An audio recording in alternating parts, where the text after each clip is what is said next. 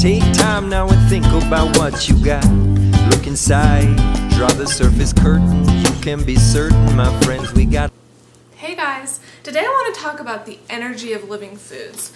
Now I'm going to be reading specifically from this book by Gabrielle Cousens called Spiritual Nutrition. I recently talked about this in a video, and I'm telling you, every page I open up to, it is really fun to read. And so I thank you to, I believe it's Hunter, who recommended me this book because I really love it.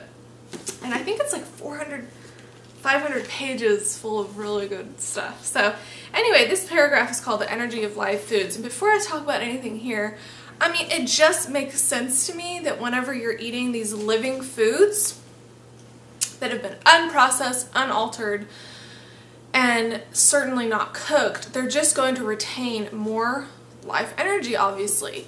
Whenever you cook something, you're taking out its energy. And I know that some people have never thought about this or they don't understand it, but once you really research it and try eating a living food diet for a long period of time and then go back to the cooked food, and I guarantee you that the energies will go down, and it's just a different vibe, you know? When you only feed your body these raw living foods, you just, I don't know, you just rise up to a whole nother level, and it's so amazing. So it says a tremendous amount of extra energy is available in living foods. One of the studies that most demonstrates this was done in Russia by Dr. Israel Breckman. The experiment was simple.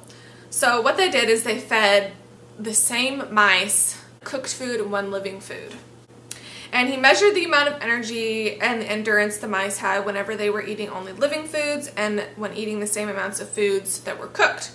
And the mice had 3 times more energy and endurance whenever they were eating the living food rather than the cooked food, which is so interesting. And I think that it's, like I said, it's the same exact thing for humans.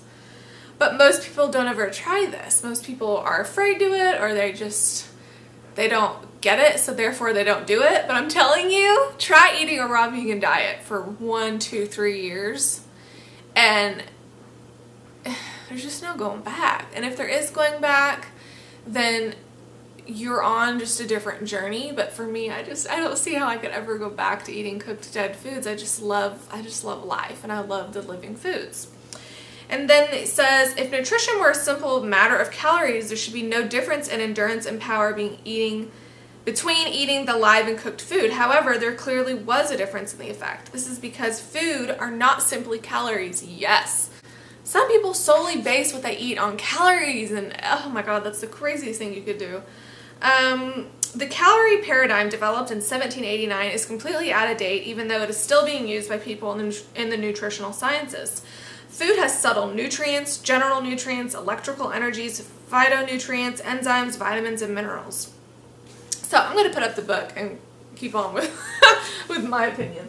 But, I mean, it's so true. If we're going to talk about calories for a second here, some people say that you need, I don't know, 1,500 calories, and whatever you eat, it doesn't matter. Just as long as you're eating that many calories and whatever. And I got news for you, what you eat does matter. And if you want to eat 500 calories of, I don't know, white potatoes, and then 500 calories of bananas or fruit or greens, it's totally different, you know. These things are, there's no comparison. And the amount of nutrients and goodness that your body just sucks up over here as compared to the 500 calories of white potatoes, there's just no comparison.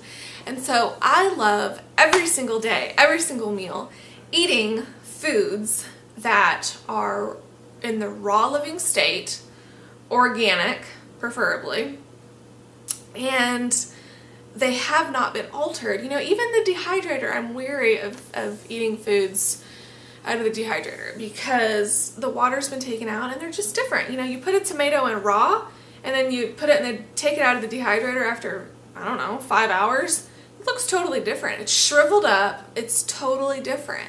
And so it's the same thing with cooked food. And so I just love my raw living food diet. And I can't imagine doing anything else. And it's just served me so well. It's cleared up my skin. It's given me this energy that I can't even explain.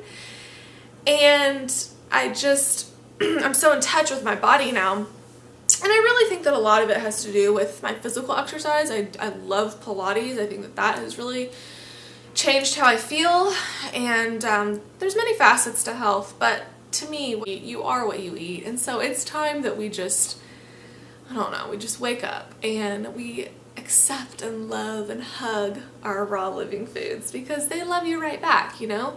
They give you health and vitality and wellness, and all the junk food and all that, we just need to lay that by the wayside. Leave it in 2015.